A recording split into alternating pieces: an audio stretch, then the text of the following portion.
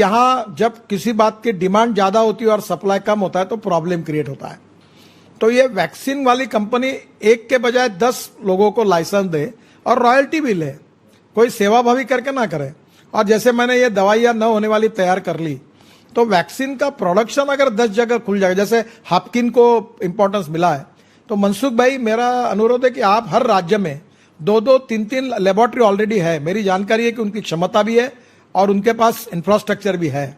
Formula देकर इनका उनके साथ कोऑर्डिनेशन करके अगर ये संख्या बढ़ाएंगे तो पहले उनको कहिए देश में दीजिए, बाद में ज्यादा होगा तो एक्सपोर्ट करिए। तो मुझे लगता है ये तुरंत 15 दिन 20 दिन में हो सकता है।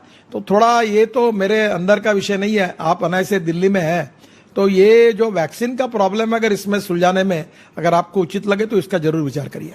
देखिए ये बात जब किसी दवाई की कमी है, शॉर्टेज है, तो स्वाभाविक रूप से अब दुर्भाग्य देखो कैसा, अब ये बताते समय भी मुझे संकोच हो रहा है कि रॉ मटेरियल बाहर से आता है, पेटेंट बाहर का है और दवाइयाँ देश को चाहिए और दवाइयाँ हमारे पास नहीं है। ये जो बात है इसमें मनसुख भाई ने हमें बहुत मेहनत करके, हम उनके पीछे भी पड़े, उन्होंने बहुत मेहनत की और हमें परमिशन दी। और रेमडेसिविर करके जो इंजेक्शन है, मैंने उसके लिए कंपनी को तैयार करके वर्धा में यहाँ इसका प्रोडक्शन शुरू किया। और आपको बताते हुए मुझे खुशी हो रही है कि आज के इसमें वो 30,000 पर डे इंजेक्शन बना रहा है। पूरे महाराष्ट्र के सब जिलों में हमने इतना सरप्लस कर दिया मनसुख भाई, लोग आपको दुआएं दे रही है कि आज कोई हमारे यहाँ इंजेक्शन मांगता नहीं, हम सरप्लस है। अब आप लोगों को कहीं हरियाणा में, पंजाब में, कश्मीर में, उत्तर प्रदेश में और कहीं जरूरत होगी तो मुझे फोन करो, मैं यहाँ के डिस्ट्रिक्ट कलेक्टर की अनुमति से आपको वहां इंजेक्शन देने की व्यवस्था करूंगा। तो ये हो नहीं सकता, ऐसा नहीं है। हमने वो लाया, रॉ मटेरियल लाया, सब कुछ किया, बहुत तकलीफ है, इस पर किताब लिखने लायक अड़चने आई थी, पर हमारे पॉजिटिविटी के कारण और मनसुख भाई के सहयोग के कारण फिर हम उसमें से निकल गए। राज्य सरकार ने भी सहयोग किया, हमारा प्रोडक्शन शुरू हो गया।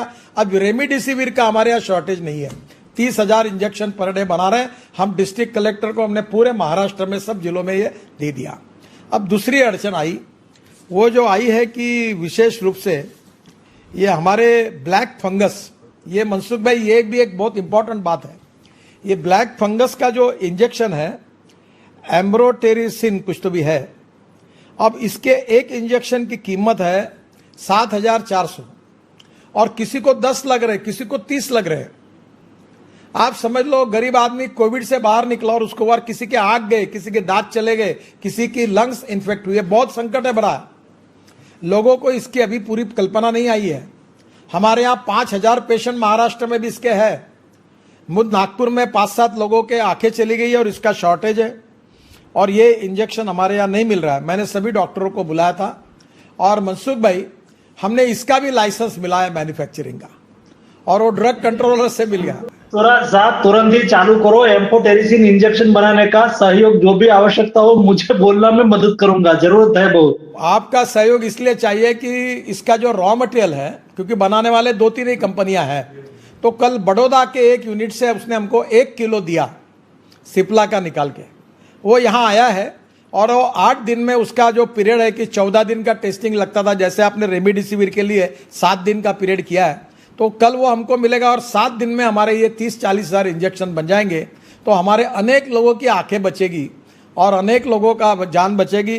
इसमें रॉ मटेरियल जो है वो बड़ौदा की एक कंपनी से हमको मिला है, पर ये रॉ मटेरियल थोड़ा उपलब्ध कराने में अगर आपका मार्गदर्शन और सहयोग मिलेगा तो सबसे बड़ी बात ऐसी है मनसुख भाई कि हमारा यहाँ जो इंजेक्शन तैयार हो रहा है उसकी कीमत केवल 1,600 है और ये जो मार्केट में ये 7,400 का है। तो ये हम लोगों, मैंने ये किया कि CSR में इसके ऊपर 2-3 करोड़ डोनेशन लाकर ये इंजेक्शन खरीद करके कलेक्टर के पास गरीब लोगों को ये दिए।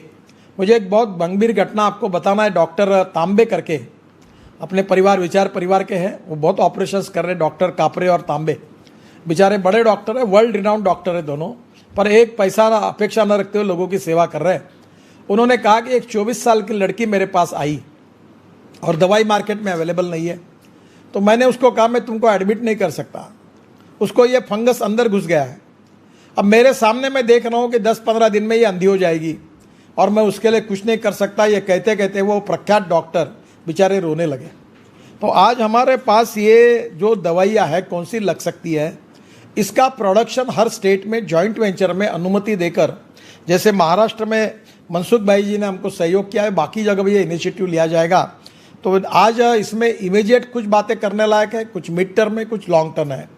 इमीडिएट तो यही है कि आज हमको तुरंत करना है। मैंने वर्ल्ड हेल्थ ऑर्गेनाइजेशन को ये कहा है कि, और मनसुख भाई भी और हम मिलकर भारत सरकार में मोदी जी को भी कहेंगे कि जो लाइफ सेविंग ड्रग्स है उसको 10% रॉयल्टी करके कोई जो भी आए वो शुरू कर सके पैंडेमिक में। इस प्रकार का कोई वर्ल्ड लेवल पर कानून होना चाहिए।